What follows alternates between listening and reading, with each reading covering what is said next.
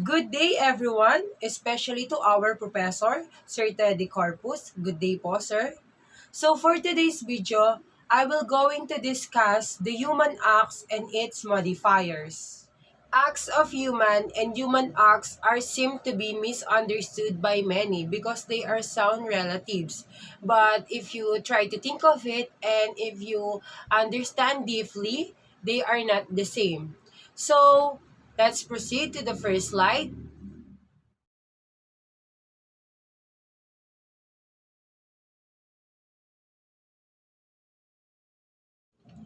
Human act are action that proceed from insight into the nature and purpose of one's doing and from consent of free will.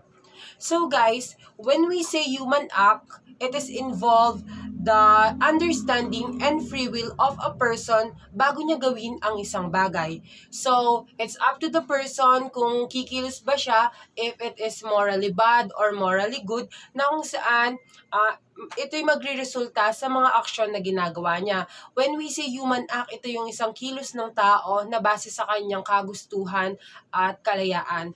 For example, this is what I am doing. I am teaching and I am discussing. So, this is my human act. This is my action. And I use my intellectual capacity to discuss. And this is my willingness to elaborate the human act to you. The second one is acts of human. Action beyond one unconsciousness, not dependent on the intellectual and will. So, dito naman sa acts of human, dito pumapasok yung tinatawag nating involuntariness, na kung saan hindi kagustuhan ng isang tao ang nagagawa niya or ginagawa niya. Meaning to say, ito yung opposite ng human act. Kapag sinabing human act kasi, ito yung willingness and voluntariness ng isang tao to do that action. But in acts of human, dito pumapasok yung involuntariness. So, yung human act po at ang acts of human ay magkaiba dahil sila po ay opposite. And now, I am going to discuss the elements of human act. So, the first one is knowledge. The agent of the act or the actor knows what he is doing. So, dito po sa knowledge, pumapasok yung kaalaman ng isang tao bago niya gawin ang isang aksyon. For example, ang isang guro ay bago pumasok sa isang paaralan o isang classroom, alam niya yung ginagawa niya. Planado niya yung ginagawa niya and kontrolado niya ang kanyang knowledge na kung saan it can share his opinion and idea sa kanyang tuturo ang mga mag-aaral. And that is an example of human act that tackles the elements of human acts sa knowledge. So the next one is freedom. Freedom. The person who does the action is not pressure to do or not to do the action.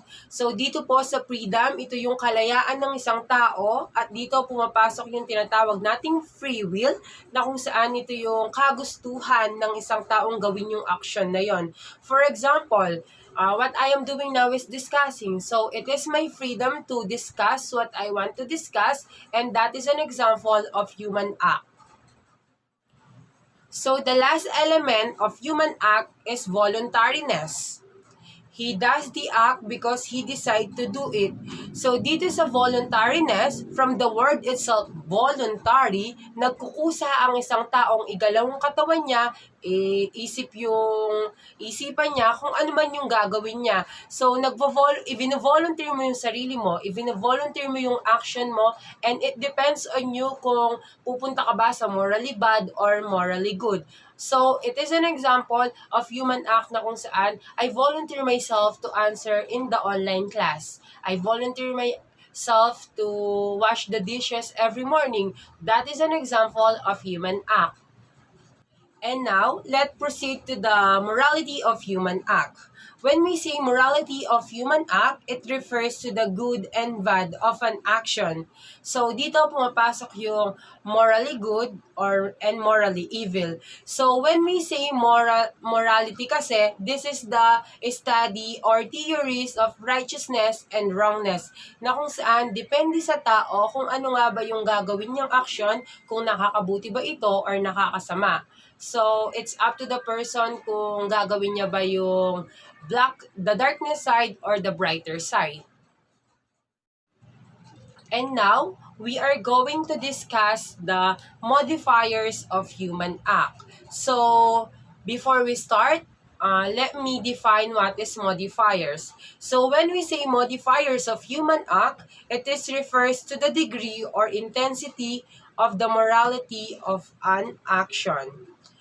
It also refer to how bad or how good the action of a human. So, dito sa modifiers, dito parang sinusukat o minimeasure kung gaano ba kabigat yung ginagawa mong kasalanan na bad and gaano ba kagaan yung ginagawa mong morally good. So, the first one is ignorance. So, when we say ignorance, it is the absence of knowledge. Na kung saan kapag sinabing ignorance, ito yung kakulangan or kawalan ng kaalaman ng isang tao kung ano nga ba yung cause and effects and result ng mga aksyong ginagawa niya. At dito pumapasok yung sinasabi nating no one is excuses above the law, na kung saan hindi kasalanan ng gobyerno kung hindi mo alam yung mga rules and regulation na sinusunod natin.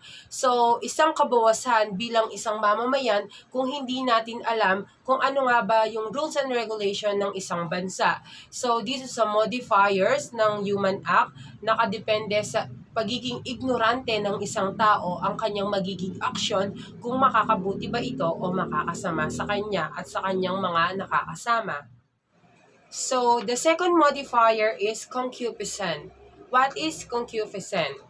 Refers to the bodily desire of a man, sometimes called passion. So, dito sa concupiscence, dito pumapasok yung bodily desire ng isang tao to satisfy what he wants. And it is also deals with the desire, despair, sorrow, happiness of a person. So, dito sa concupiscence, dito pumapasok yung tinatawag na ni Sigmund Freud na theory na id, ego, and superego, na kung saan dito nababase yung desire ng isang tao kung paano niya ito gagawin, kung morally bad or morally good, and the superego is the morality, the consciousness of a person.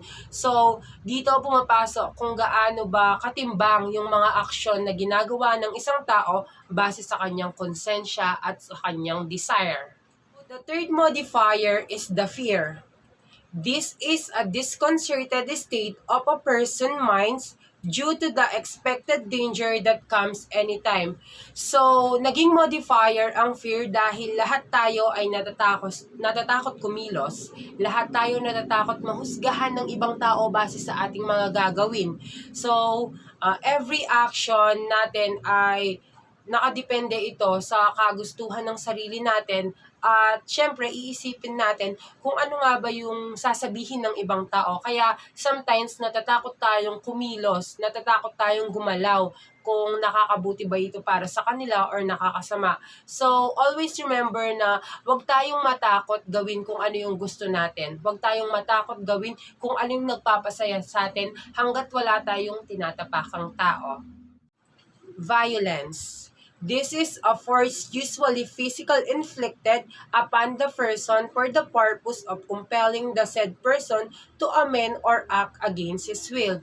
So dito sa violence, dito tayo nakakasakit o nakakadamage ng physical ng isang tao sa kagustuhan man natin or hindi.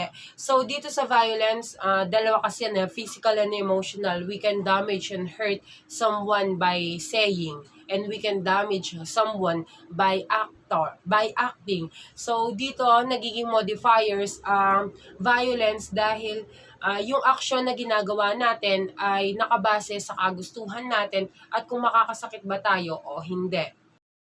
So, and the last one is habit. When we say habit, this is a repeated act of a person in comfort and ease. So, dito sa habit, ito yung paulit-ulit na ginagawa ng isang tao. And for example, ito na yung nakakasanayan niya. So, when we say habit of human act, it is depende kung ano nga ba yung ginagawa ng tao. For example, habi mong tumulong. And it is also considered the morality of morally good. And kung nakasanayan mo namang mag-judge ng ibang tao, manakit ng ibang tao, naturalmente ito ay tumutugon sa morally bad or morally evil. So, yun yung ibig sabihin ng habit. Nakadepende sa tao kung ano nga ba yung nakasanayan niya at nakagawian niya. So, ayun po. Dito po nagtatapos ang ating discussion about the human acts and its modifiers. And I hope meron po kayong natutunan sa akin kahit papaano. Marami pong salamat sa pakikinig. Bye!